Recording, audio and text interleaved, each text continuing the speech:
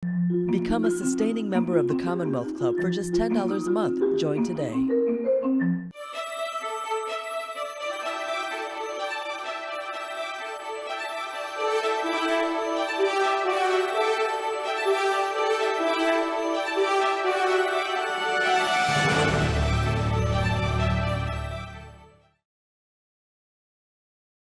Welcome to the Commonwealth Club. I'm George Hammond, chair of the Humanities Forum, which organized tonight's event.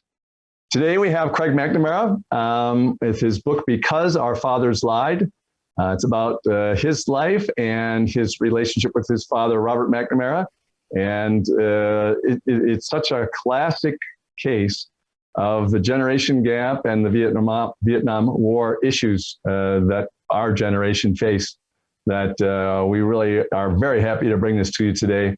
Anybody that lived through that is going to learn something wonderful and terrible, both at the same time, about what we went through.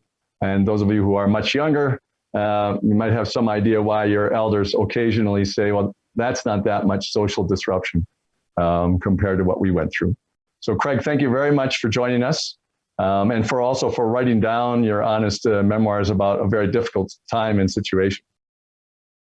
Well, George, thank you. It's truly an honor and a privilege to be with you and with your audience. I'm here in Winters, California on our family farm, and we're coming up on our 42nd year of farming organically and finding peace in what we do here. It's a pleasure to be with you. It's a pleasure to have you, and it's also a very interesting choice, which you discuss in your book about doing something slightly different than your father did with his working life, running an organic walnut farm here in California. Winters is not too far from Davis and Sacramento, that area of Northern California. It really is. We're right in the heart of California agriculture. And I realize why I'm here really is because my entire adult life, in one way or another, has been lived through the lens of the Vietnam War. Mm. And writing this memoir gave me the opportunity to not only take a deep dive into the American war, but my father's role in the war, and consequently our amazing relationship. And I say amazing because my mother and father early on introduced me to nature, and really nature is my lifeblood today. So the gifts that they gave me throughout my life are profound. And yet, as you said, my book is titled Because Our Fathers Lied. So that's what you and I are going to be delving into today. Why is that?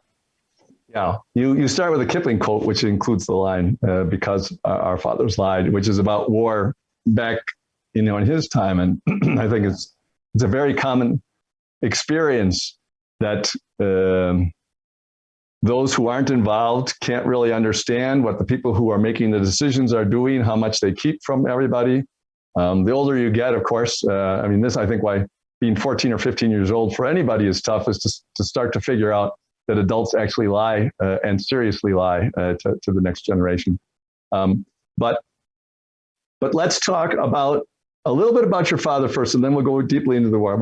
You have several anecdotes in your story that give a completely different impression of your father than, of course, most people who just saw him as the Secretary of Defense during the Vietnam War would have come up with. You mentioned his interest in nature, and that you and he bonded many times for your whole lives, even going through hiking together, camping together. But it was a little surprising to find out your father was a skinny dipper, for example. Well, it's so interesting. During the course of writing and more recently of publishing, the words that people have spoken to me about the book, I didn't realize that it would resonate in different ways that it has. One way that in reference to what you're talking about is the power that Robert McNamara wielded, and the not celebrity status, but how famous a person he was. Those are words, power and famous are not words that I would have used to describe my father. And I imagine that's because I'm his son. And in a certain way, he and my mother were able to raise us, my two sisters and myself, in a world that was touched with reality. So I give them credit for that. And I want to go back to one thing you said, George, and that is the title of my book does come from a Rudyard Kipling poem. And that poem is entitled Epitaphs of the War, 1914 to 1918. And the quote is, if any question why we died, tell them because our fathers lied. So I've had many people ask me, why did you say fathers, plural? Well, it's taken from his quote. And the quote, the poem, is about Rudyard Kipling's son. Rudyard Kipling, in essence, lied because Rudyard Kipling's son wanted to fight in World War I. However, he wore glasses. He was not able to fight. His father lied to the higher-ups to get him into the war. The son's glasses during a confrontation fell off, and he was killed. So the poem is a sorrow to his son. And I thought it very appropriate because it's not just my father who lied. The lies continue on from men who continue to lead governments across the United States and across the world. Yeah. One of the things that you talk about, you know, and it's very serious, is you're dealing with the idea that your father is considered a war criminal by other people. And one of the questions that I had for you was, do you think that it would have been different if you'd been the son of FDR or Dwight Eisenhower and during the World War II? And of course, they were responsible for decisions that led to lots of deaths. Do you think that there would be a distinct difference in your reaction to the situation? That's in other words, was the Vietnam War unusual in this way? I believe that it was. I've talked to conscientious objectors.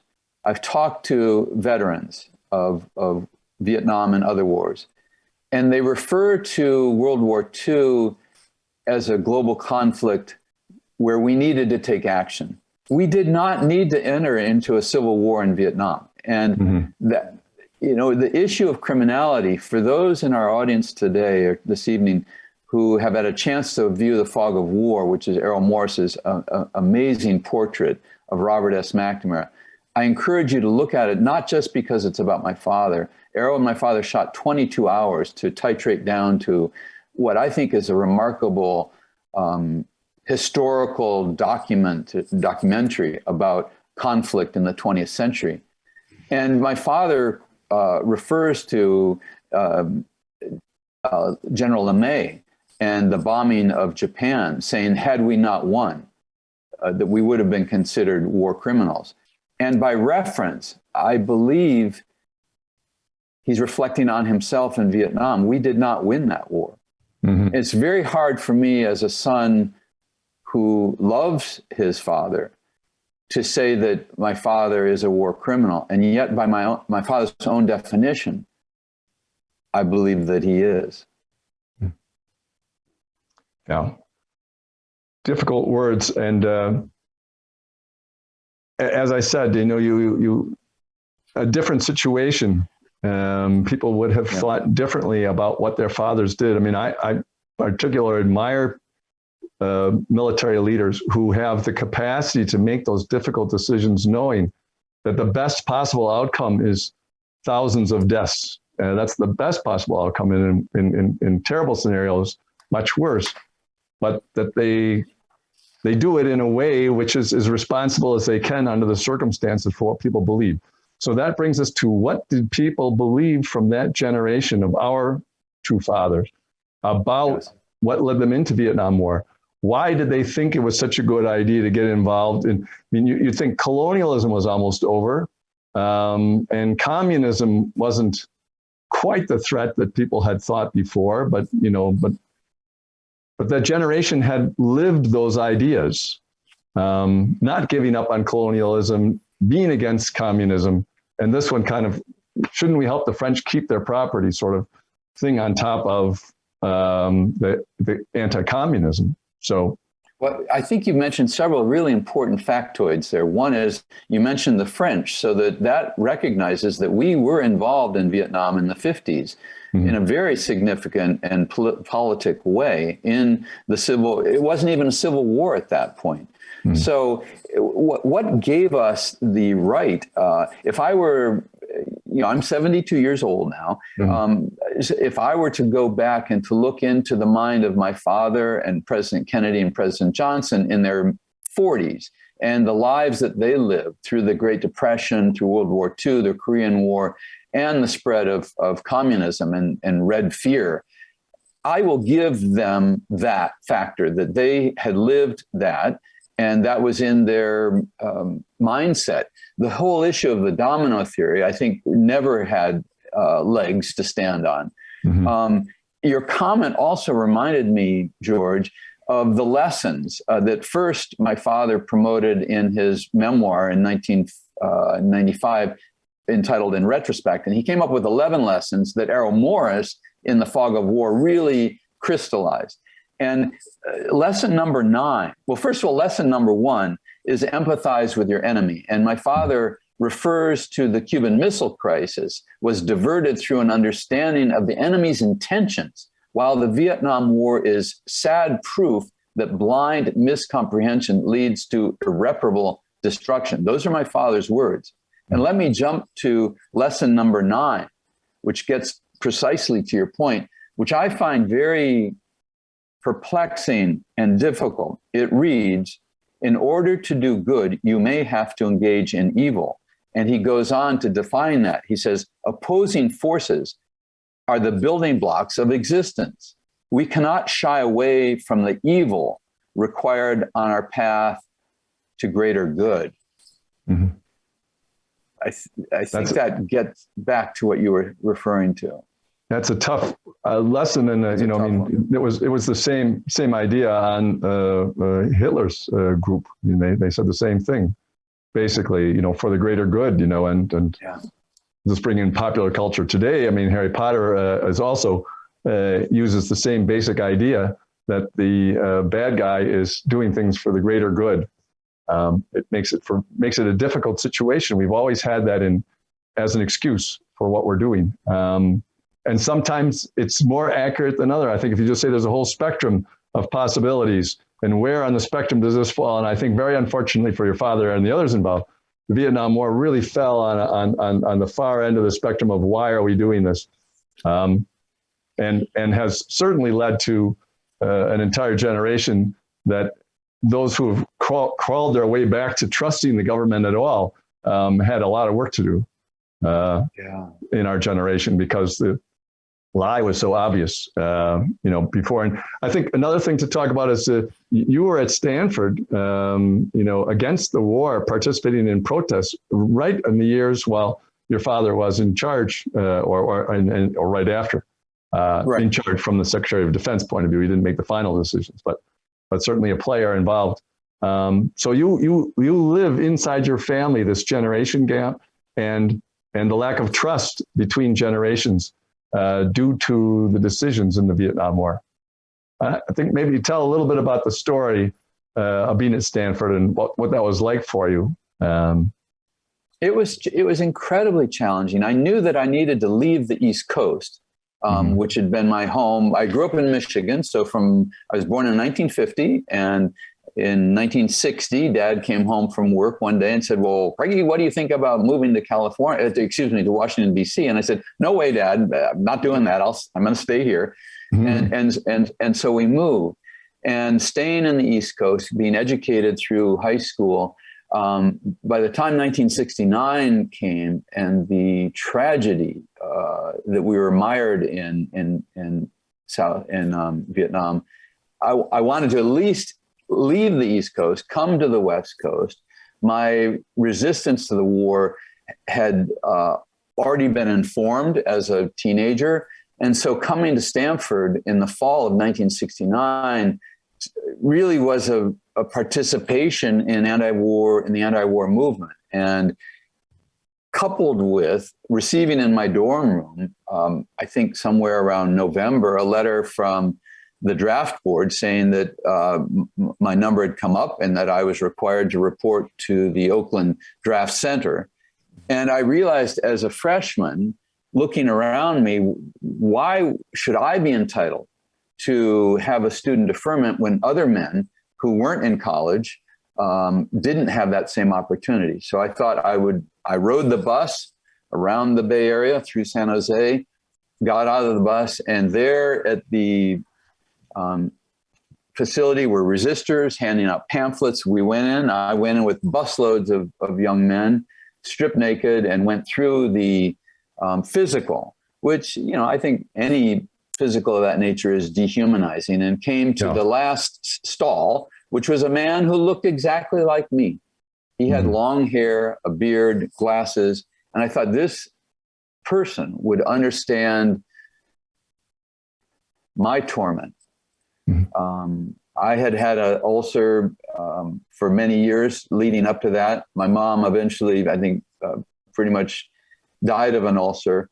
And now, of course, we've learned that ulcers are treatable now. Back then, we didn't really know that. So I came out of that induction center with a 1A, and I fought it on the grounds of the ulcer, and finally got a 4F. And as I say in the memoir, that has brought me pain throughout my life, thinking that I possibly didn't serve my country in the way that I would want to have done that. And that was the beginning of my leaving the country. That was the beginning of my leaving Stanford. I returned to campus that day, participated in guerrilla theater. We would disrupt classes and try to educate ourselves through teach-ins.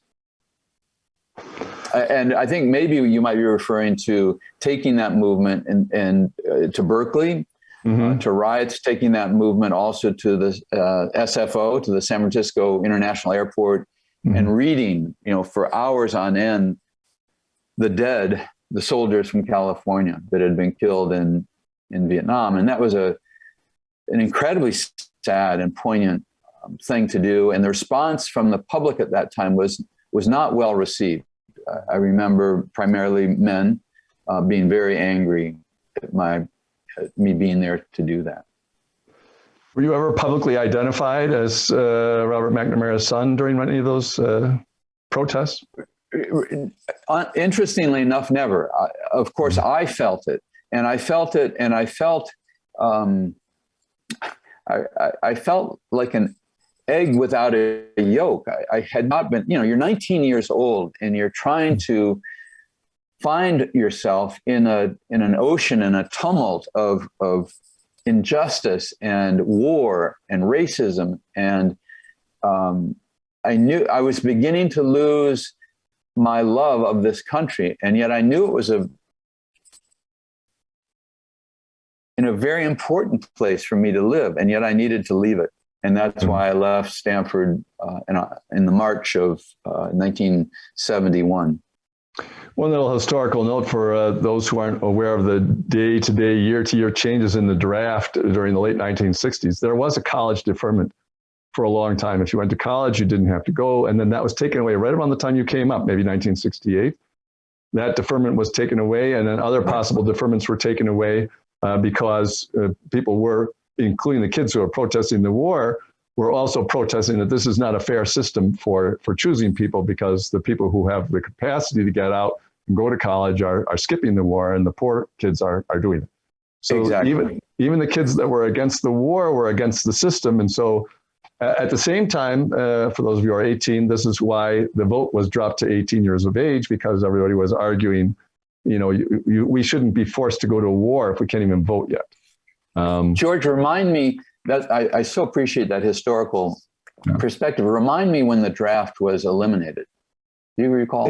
It was eliminated after the war was over. I think 76, 77, something like that. It was one of the post Vietnam War losses effects. But it, you know, right at the end, when Nixon was in trouble and was going to come out and everything like that, he didn't draft so many people. The draft was up, people were assigned, but 1973, I think nobody was actually drafted. 74, just a few, that kind of thing. So, one thing I want to just address while we're talking about this is the war, the resistance to the war, and the struggle that the resistance movement went through, particularly the men and women my age, a little older. As I said, I was born in 1950. Many of the men and women who served were born in 46, so a few years older than myself. I don't think until I wrote this book and until I read this amazing book called Waging Peace in Vietnam, about the resistance movement, I didn't know how deep this went, and how I knew how important it was. But the sadness of the loss, the people who resisted the war, both who went to in country in Vietnam, who left our country to go to Canada and elsewhere, how many years they lost, and how ostracized they were. And the resistance movement did have an impact, but it was long, and it took a long time for it to have that impact, don't you think? Oh, yes. And, one of the ironies is that John Kerry, the eventual Secretary of State, was a leader in that movement of the Vietnam War veterans against the war. It was, people talk about the 60s from a lot of points of view, in a lot of ways. The methods of expressing the anger and everything were just the same as actually being in a war. So it was kind of hard to say that you're a pacifist if you were fighting the police with violence. But several points, I think, about how people thought about it are worth mentioning. One is what I was saying about, people saying, yes, we hate the draft, but it's unfair and these deferments should go. Another one was, everyone was always focusing in the media on how many Americans were dying. And a lot of the protesters kept forcing people to think about how many more Vietnamese were dying. And I think that was an unusual point of view. It's lost again, I think. People talk about, say, the Iraq War, the first Iraq War, and we killed 100,000 people on the last day, and people never talk about that because we didn't lose almost anybody. So I think that's something that we try to avoid when we talk about war altogether, is what's going on with the other side. You're absolutely right, and that number that we're talking about is somewhere between 2 and 3 million people from Asia and Laos and Cambodia. When I started to research the numbers for the book, I didn't know that we sent between 2.7 and 3 million U.S. soldiers to Vietnam. I knew that at any one time there was, above 500,000 of our troops fighting, but I didn't realize we sent almost 3 million. And, the number 58,000 deaths is very familiar. How about the number 300,000 casualties? And that doesn't even take into account those who suffered tremendously from Agent Orange and napalm. And I just want to remind myself, we dropped 7.5 million tons of bombs on Vietnam and Laos. That was 3 times more than World War II. We dropped 18 million tons of Agent Orange and 388,000 tons of napalm. And those two, actually all 3 of those, are living on to this day in terms of birth defects, unexploded ordnance. And I know we'll get there, but I want to get us to this point. What could Robert McNamara have done? Okay, I want to talk at some point about when I think he knew that the war was unwinnable. But I want to talk for the moment, what could he have done once he left office to rectify the decisions that he and his cabinet and his military chiefs of staff made? He could have, other than saying that the war was wrong, he could have deeply apologized. He could have listened to the families in Vietnam who lost brothers and sons and wives and uncles. He could have listened to our soldiers here, our veterans of America, to their families. And he could have invested into funding ways to address our veteran population and heal our veteran population, as well as address the issues that are still happening in Vietnam. So I just wanted to bring that up front before we progress. Well, that's generous of you, and a lot like your father, because I have to say that if you looked at all the other leaders of that time, none of the other ones were brave enough to face all those questions and to talk about them in the public eye for the next 15 years or so. I read just a short review of how impressed somebody was with Richard Nixon and what he had accomplished, et cetera, somebody who's young. And Vietnam was not raised in the entire description of what he did with his life. And we knew when he ran for office, he promised that he had a secret plan for ending the war, but that's not what he did. So lots of different fathers lied, not just yours, of course. And I'm sure knowing institutions and how they work, once your father was outside the institution, whatever he had said about it being wrong, it wouldn't have made any difference to anybody from a decision point of view. But I think it would have had a much bigger cultural impact earlier than it was later. But even so, it still made an impact when he did come out and start talking about it. And the fog of war and its effect was really tremendous. Right. So what could he have done?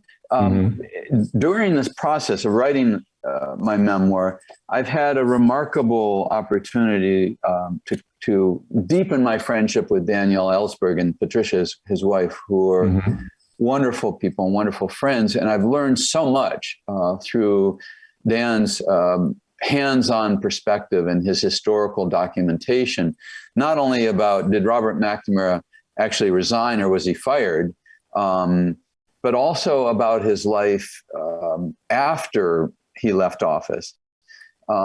Just one interruption. Daniel Ellsberg may not be a name that some of our younger audience members know. Daniel Ellsberg was one of the people who was responsible for the Pentagon Papers release, and it was very much against the war. And was he at the Department of Defense at the time he did that? I don't remember what. Yes. Is that where he was? Yes. Yeah.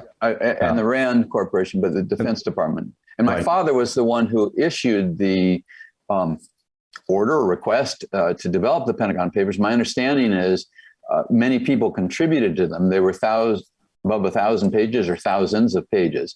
And my father made a comment, I believe, to Dan, once my father was president of the World Bank, that in his capacity as a global spokesman and global leader of the World Bank, that it was not in his ability or purview to come out and state what he should have or could have done or what could have been done in the Vietnam War. Then leave your position. Be true to yourself. And this goes back to the issue of loyalty that I know you and I, George, we spoke of a little earlier. If it's the right time, I'd like to share with everyone. As I mentioned earlier, my father had a memoir in retrospect that came out in 1995, I believe. Yes. And in it, in the first couple of pages, he said this: "It is clear our nation has neither fully understood nor fully come to terms with Vietnam. The wounds remain unhealed and the lessons unlearned." And I said, "Well, Dad, it's 1995. Why could you not have said that earlier? And why could you have not said, 'I'm sorry'?" And there was a pause. We were walking around Tracy's, Northwest Washington, D.C., and he said, "Loyalty." And I said, "Loyalty to whom?" And he said, "Loyalty to the presidents that I served." And I read a Life magazine article about interview with my father 2 months after he was fired. So that would have been May of 1968. And in the middle of a 20-page interview, this is what my father said: "Around Washington, there is this concept of the higher loyalty. I think it's a heretical concept. This idea that there's a duty to serve the nation above the duty to serve the president, and that you're justified in doing so. It will destroy democracy if it's followed. You have to subordinate a part of yourself, a part of your views, end quote. And I didn't have the wherewithal at that moment to say what I'll say now, and that is, Dad, you took an oath of office. And that oath of office, just like it is today, says, I do solemnly swear that I will support and defend the Constitution of the United States against all enemies, foreign and domestic. Mm-hmm. So he was saying he's loyal to presidents, and I'm saying, aren't you loyal to ultimately yourself, to me, mm-hmm. to the veterans, to the Vietnamese? Yeah, well, it's tough. We have plenty of examples right now of people who are loyal to their political parties, even to the destruction of the country. If that, and on both sides. I'm not talking about just one side here. I agree. People feel the party is more important than what's going on, and that little fight between those two parties is far more important than whether we, deal with COVID correctly and so on and so forth. So this kind of personal loyalty rather than institutional loyalty is very common. There's one detail before I forget, which was a Halloween in the 1950s that you remember back in Detroit. And you said what your parents dressed up as the Addams Family. Yes. Yeah. And seeing your father as Lurch and your mother as Morticia, this is it was all before he went to Washington. That was a great insight into your father as well. In addition to all the swimming pictures, and he was fit. He was fit when he was in Washington. Don't see a lot of politicians that were fit. But he played squash with Orville Freeman, the Secretary of Agriculture. Yeah. I want to pause for 1 second. Sure. If I can find it here. Back to how you described my mom and dad on that Halloween. My mom, when she died early in 1981 at about 66 years old of mesothelioma cancer, which is an absolute tragedy. She was the most wonderful mother, woman, wife. She was so humorous and kind. Actually, I just want to read you one quick thing here. I dedicated my book to her, and it says, to Margaret McKinstry Craig, she gave me her maiden name, her Pacific blue eyes, and her love of nature. It is her love that has guided my life's journey. So I think, when she died, my dad's kind of in her memory said, quote, one of God's loveliest children. And I think that's, I wonder now, did they talk about all of this? Did they share, I tell people the story that next to my dad's bed, so they have mom and dad had beds right next to you. Right on his bedstand was a gray phone that had a red light, no dial. And as a 12-year-old, 13-year-old, I was under the impression that phone either went right to the White House and the president or went right to the Kremlin. I'm not sure which, but it was to avoid nuclear war. And down on the first floor of our house, in a coat closet, was this huge mechanical beast, and it was called a scrambler. So anything that my father would say in that phone was to be scrambled so that interlopers wouldn't be able to decipher it. So my takeaway from that is, could you imagine having sleeping next to that phone? If you're my mother and my father, and in the night terrors that must evoke. And what I was getting at is, how much did he reveal to her the tragedies that he faced every day, 24/7? And how much of that eventually ended her life early? And I don't know. You have a very, very touching piece of advice that you got from your mother on her deathbed. I thought that was really telling, and I think it's telling for women of that entire generation. And do you want to tell everybody what you told them? So as my mom was diagnosed with mesothelioma cancer, the doctor said, you have 11 months to live. And she died on the 11th month, the day of. And so we cared for her, and hospice cared for her. And I would give her baths. And take her back to her bed, and she said, Craig, I want you to realize something. Don't do as I have done. I said, well, what does that mean, Mom? And she said, don't give of your life to everybody so that you don't have anything left over for yourself. I thought, well, for crying out loud, Mom, I'm 30 years old. I've lived that. You've given me that model of life, and I love it, and I live it, and I want to continue it. And she's right.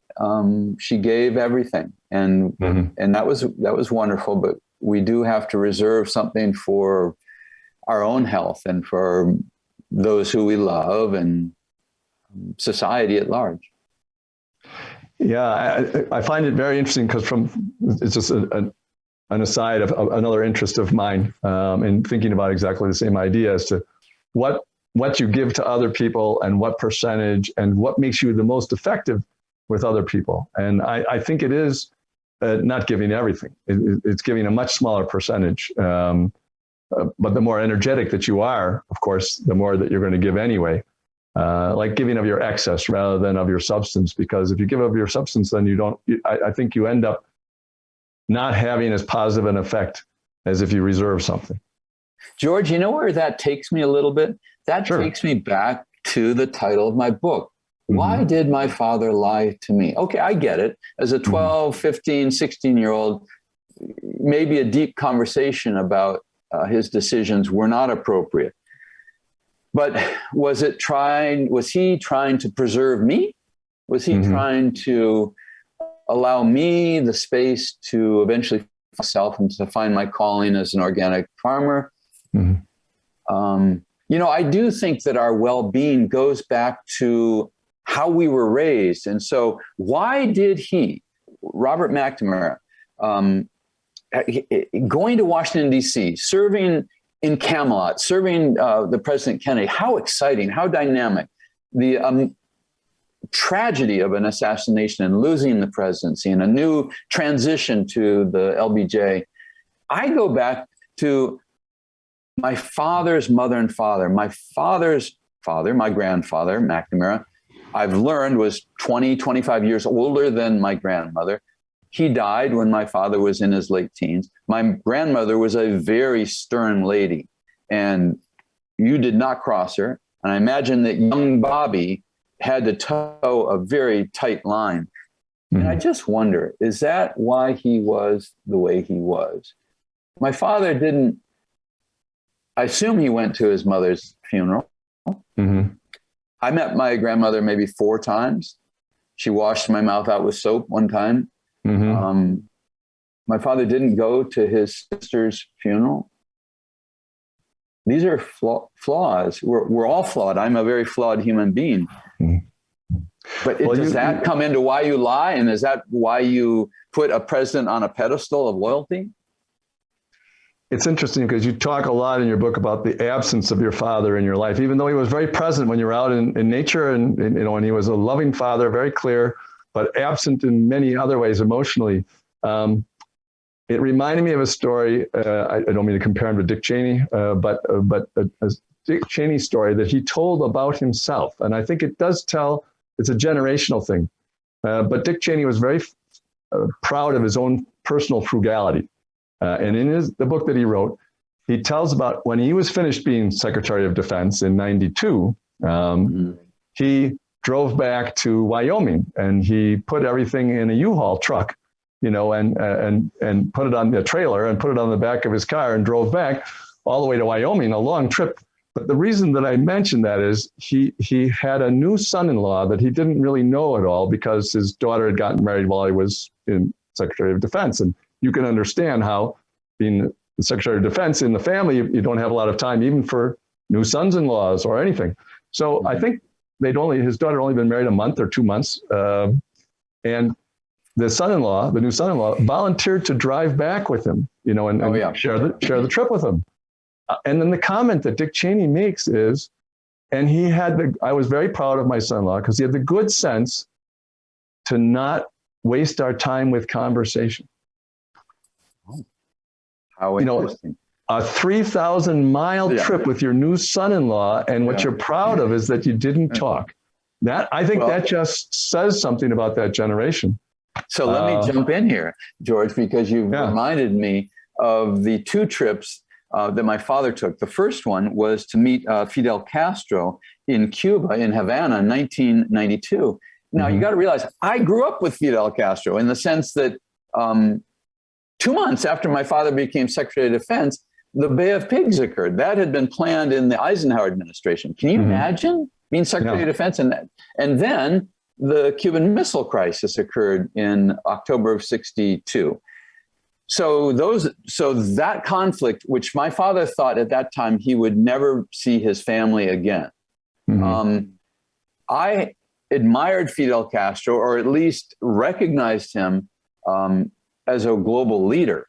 And I tell the story in Santiago, Chile, of when he came to celebrate Salvador Allende's first year as freely elected socialist president of Chile. But what I want to tell you about is, so my father is going to meet with Castro and Khrushchev's son to discuss what actually took place. What were the realities? And I said, Dad, this would be an ideal time for me to come with you.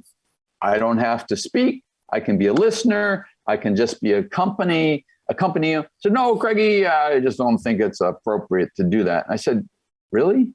I too lived through this in a different way. And then that was even exacerbated when he went to meet General Zapp in 1995. And for those of you who are listening, General Zapp was the general who led the American war.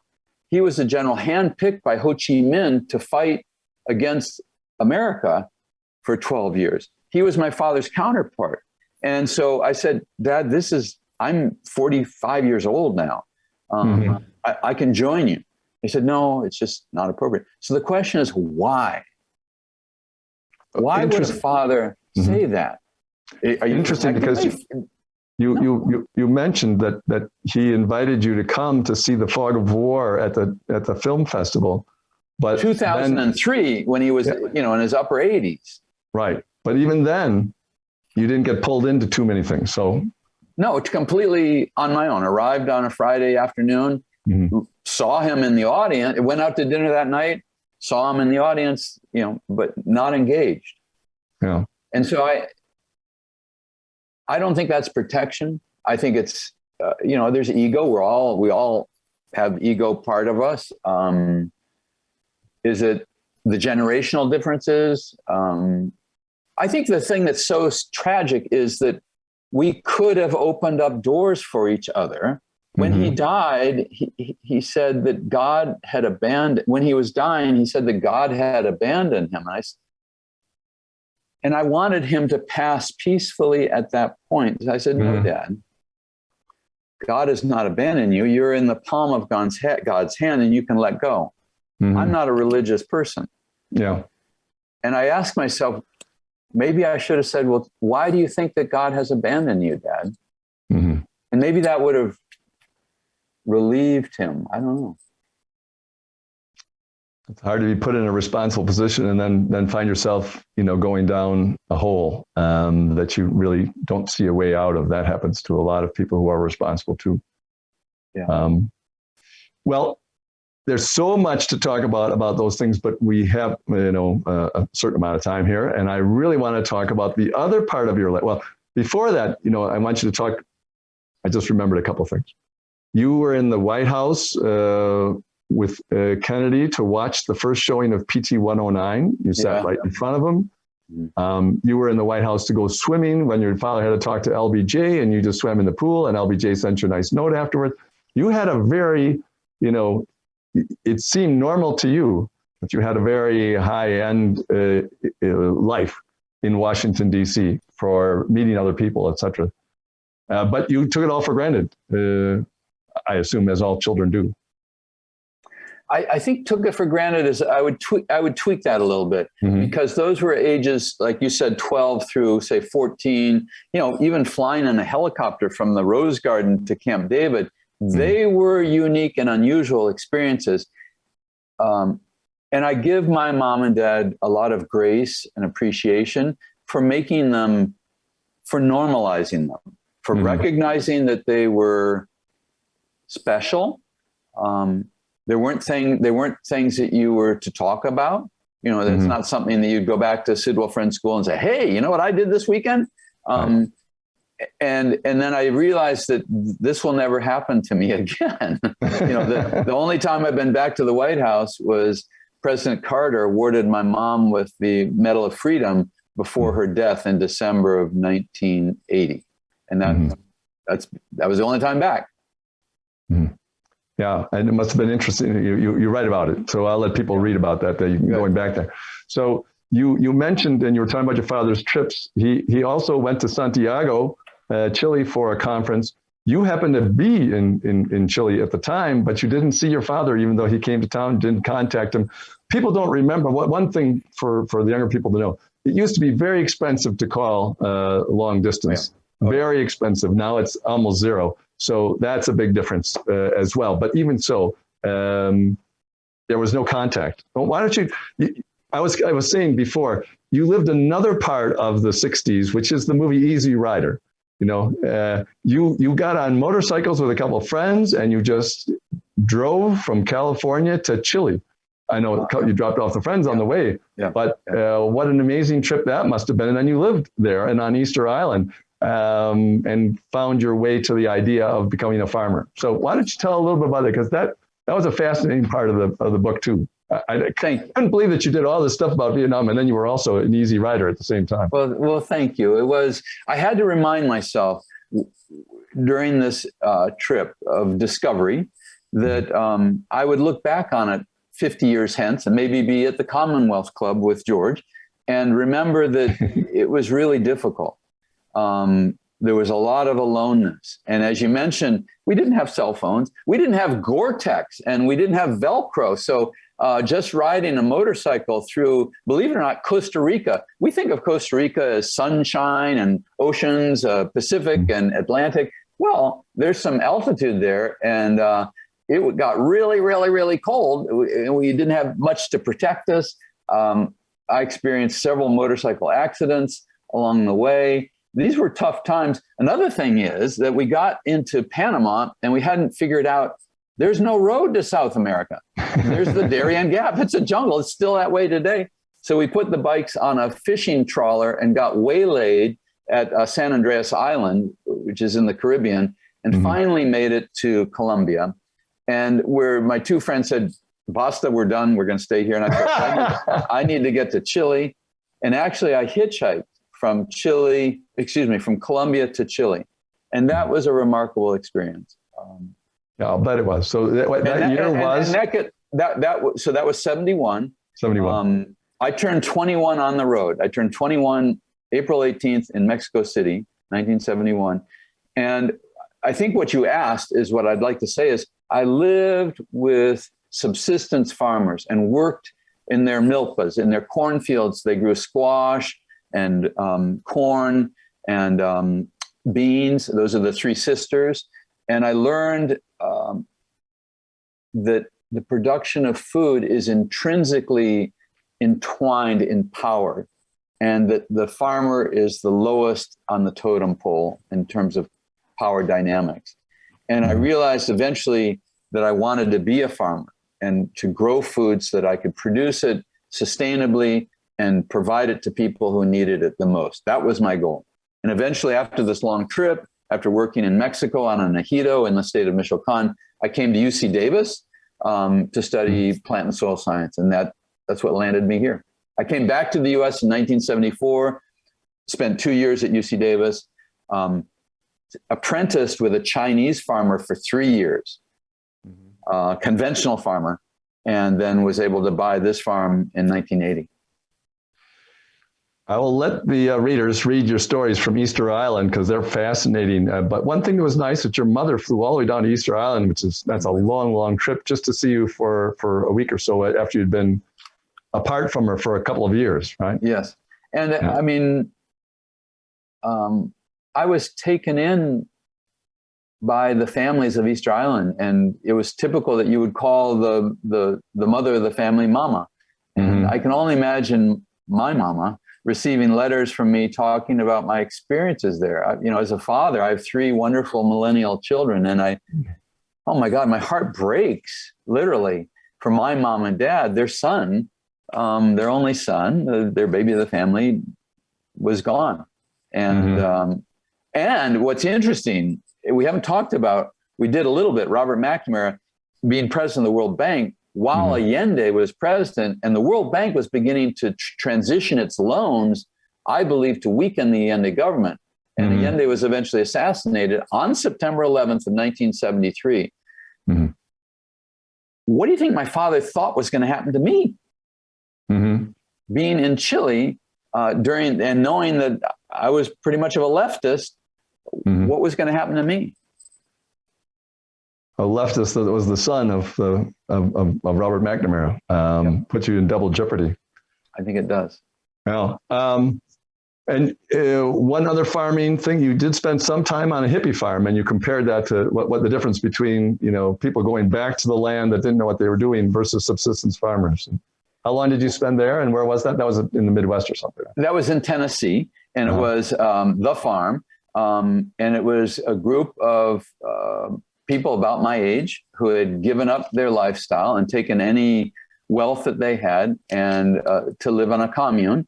And they were doing quite well. And I think it existed for decades. I think it might even be in existence now.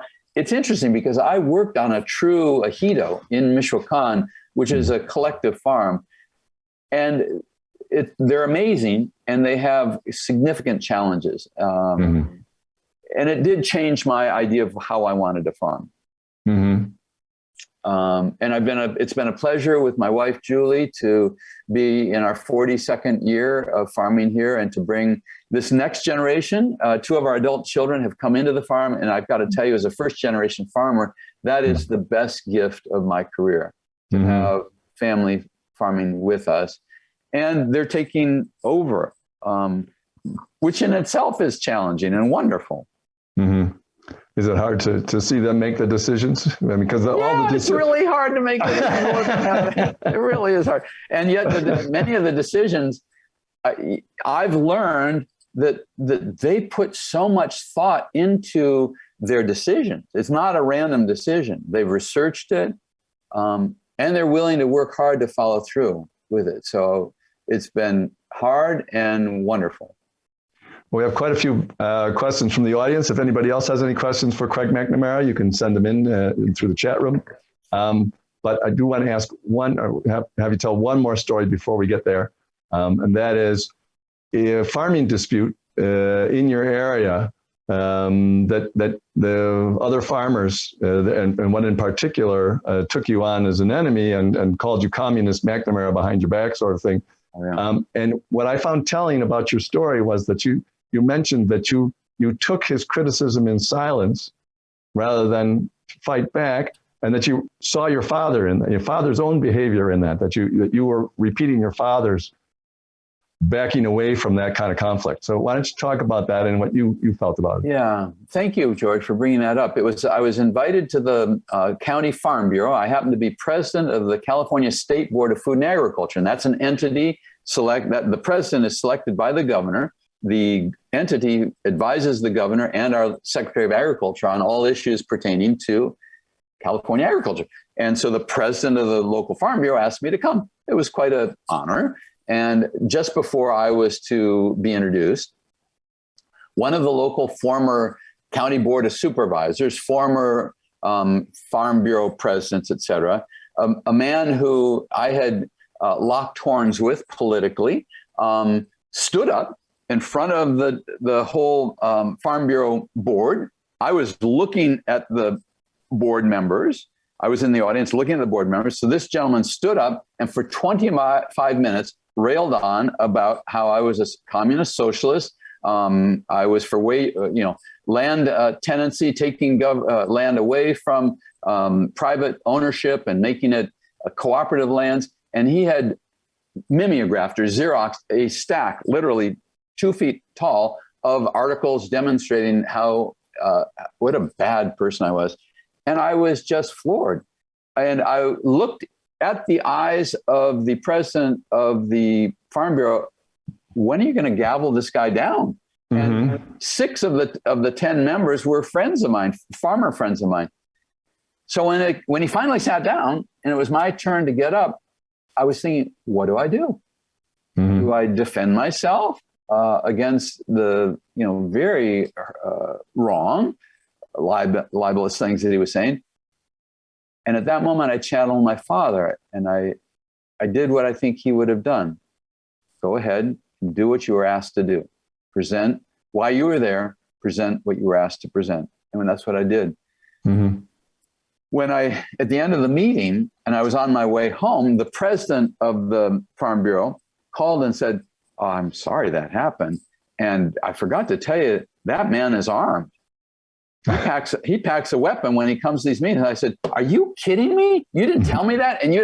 So I got home and I told I came in and my face was just ashen. And Julie said, "What happened?" And I said, a little detail he forgot to mention. It's also interesting how when you're in a situation in public and you're attacked, that even your friends really don't stand up very often. I was very surprised. Yeah, that's not personal. That's thousands of years of history that repeat that over and over again. I hope I don't repeat that history. Yeah. All right. Well, we have several questions from the audience, so let's go to those. Good. There's a question from Michael Menictus. Craig, at what point did your dad believe the efforts of the war were lost, and when did he realize he was getting inaccurate reconnaissance information from General Westmoreland? Oh boy, it's through people like Daniel Ellsberg and Phil Tubman. Phil is a journalist for the New York Times and professor at Stanford, and he and his brother are actually doing probably the foremost biography of Robert S. McNamara right now, that I've learned that certainly by 1965, Robert McNamara realized the war was not winnable. And here he was advising LBJ, traveling to Vietnam. And one of the things I don't know is how many times did my father go to Vietnam? There were several attempts on his life while there during the trips. But here he had the Joint Chiefs of Staff that wanted to ramp up bombing, possibly use tactical nuclear weapons, possibly engaging China. And you have Robert McNamara trying to ameliorate the Joint Chiefs of Staff and answer to a president. And no president wants to lose a war. Mm-hmm. So to answer Michael's question, I believe by 65, and just think of what happened between 65 and February of 68.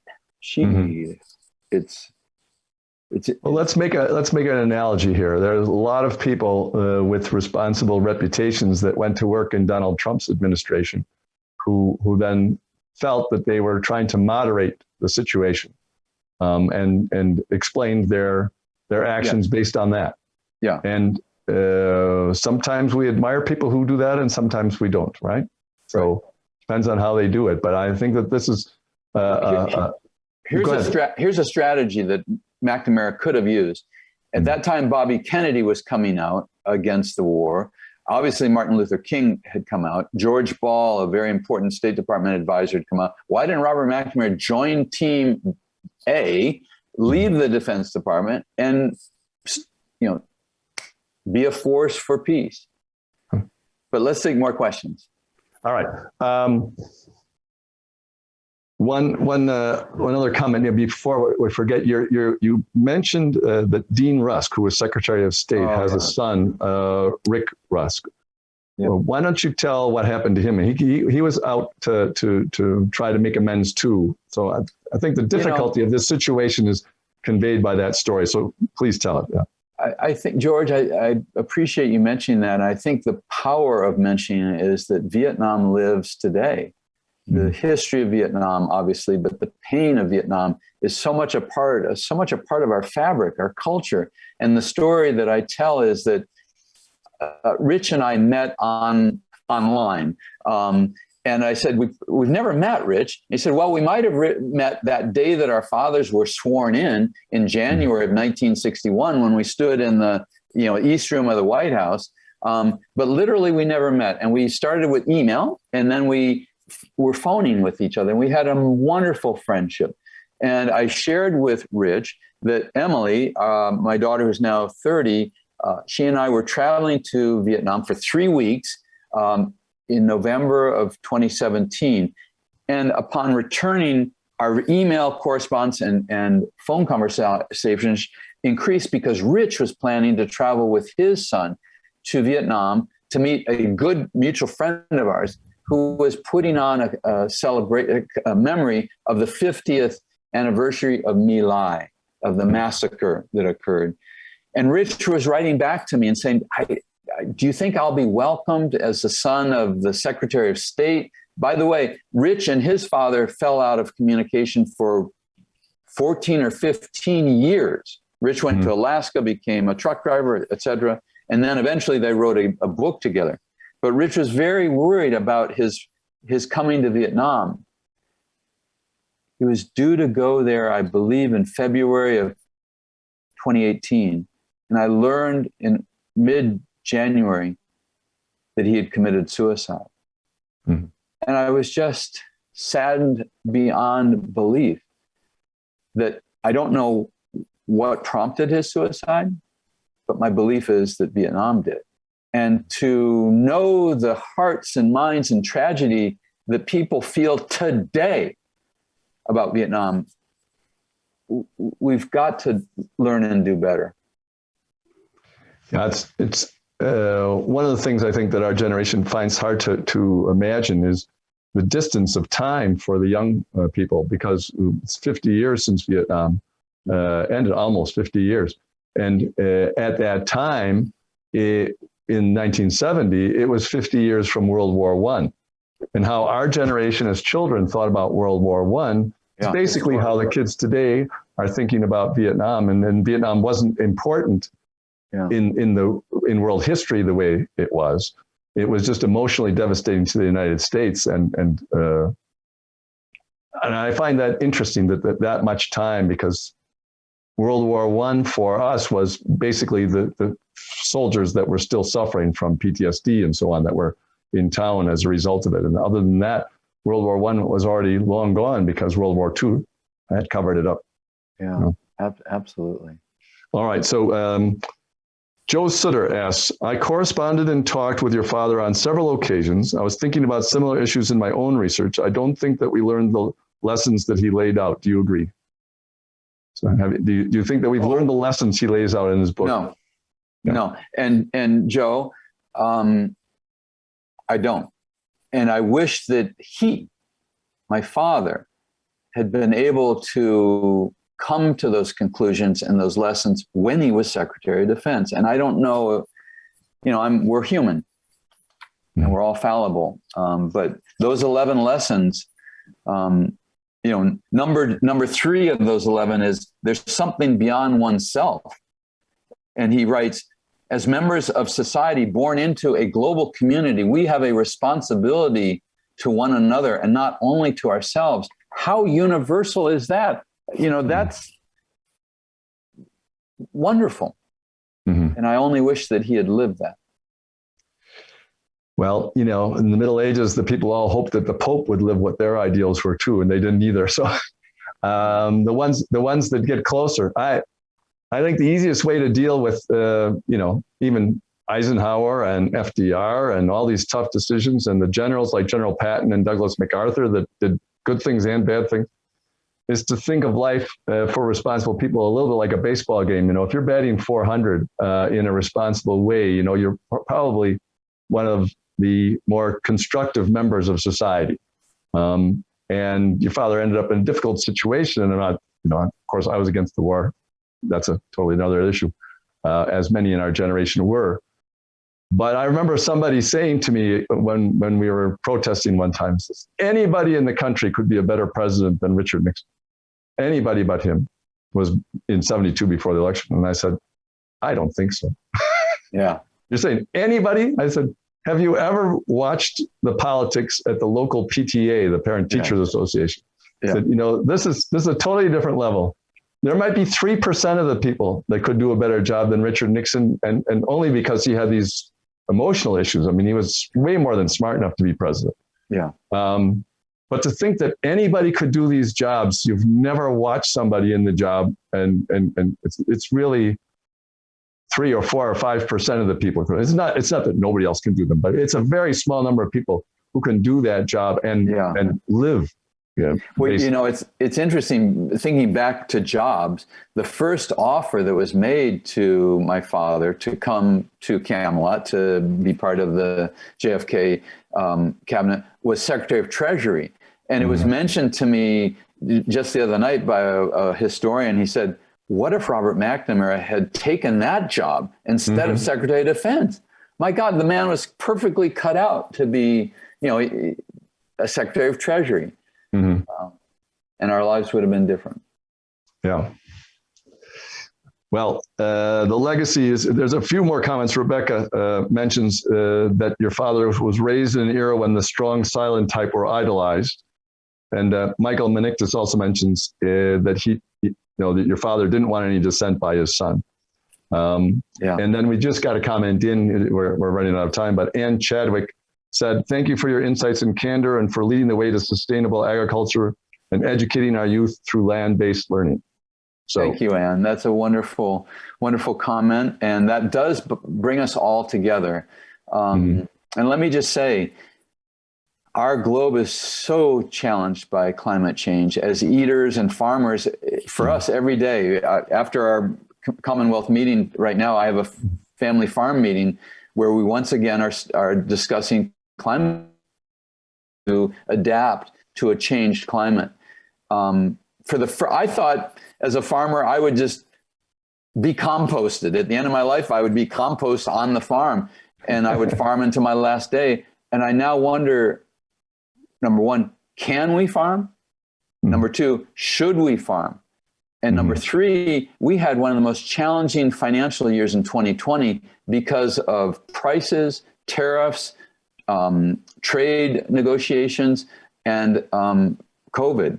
And America needs farms like ours. We are at the peak of the regenerative farming.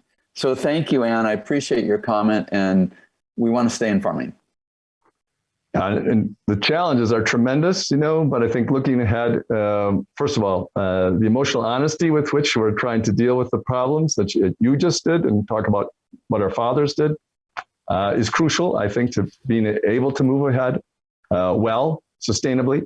But in addition to that, we can do it if we cooperate and talk to each other and get someplace and come to some kind of common ground and not fight over little details. There's a whole range that will work, but we always like to fight with the people that are almost nearest to us on that range. I did some work in alternative energy as a lawyer, and we know that there's all kinds of ways to do it. It's just that the price point is not here yet, right? And so we know we've got technological knowledge of how to do things, but we need to make the decisions that make those things work because we take into account long-term costs or however we do it. We're going to get smarter and smarter. The only thing that I think that we have to be really optimistic about that is that the smarter we get and the richer we get, actually, the more we actually pay attention to these issues. When we're not rich, we don't have time for it. The subsistence farmers that you worked with didn't have time for anything about these big issues for the planet, none whatsoever. No bandwidth for it. So to think that we should go back to that subsistence farming in order to save the planet, I think is just an illusion. But I think it's entirely possible that we can think our way. But I think we should aim at a batting average of 400 instead of try for perfection the first time out. Well, I love that. And George, in our first conversation over the weekend, in preparation for today, I found you to be a very optimistic person, a realist, but with optimism. And I want to share something, and that is, as farmers, we do something called fertigation, which is a combination of fertilizer and water.